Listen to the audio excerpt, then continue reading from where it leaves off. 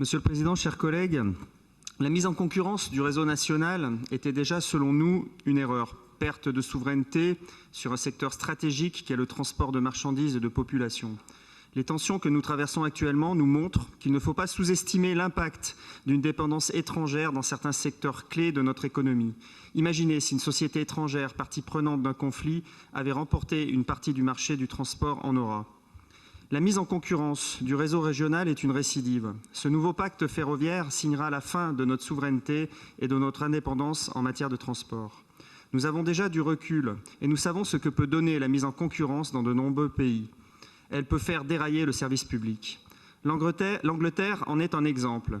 Les lignes de Virgin Train sont devenues déficitaires et l'État a dû reprendre la main.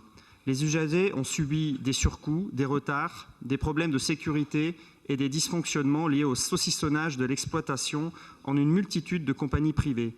60% des Britanniques sont favorables à une renationalisation complète du rail, notamment en raison des tarifs.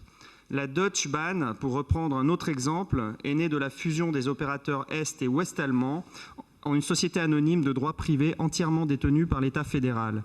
Sur les grandes lignes, rares sont les compagnies privées qui ont réussi à se faire une place. La Deutsche Bahn garde un quasi-monopole sur ce segment avec 99% de parts de marché. Certes, plus d'un quart des petites lignes allemandes sont exploitées par des opérateurs privés. Sur le régional, il y a des franchises ou des concessions avec des compétiteurs de l'opérateur historique. Cela fonctionne mieux qu'en Angleterre. Mais sommes-nous à la hauteur des Allemands? Rien n'est moins sûr. On ne joue pas au dé avec le service public. Peut-on parler d'ailleurs de concurrence si le réseau reste nationalisé? L'infrastructure reste maîtresse, elle commande et égalise les conditions pour les trains qui circulent. La mise en concurrence renforce en fait le poids des opérateurs étrangers dans la gestion du réseau.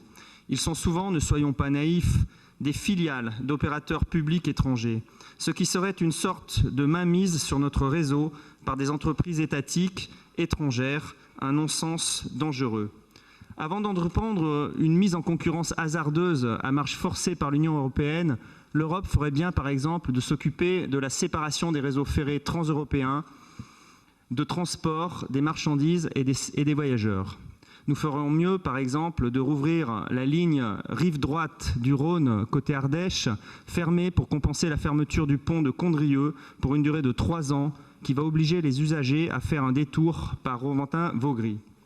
Pour toutes ces raisons invoquées, nous nous prononcerons contre ce rapport. Merci. Merci beaucoup, Monsieur Buisson.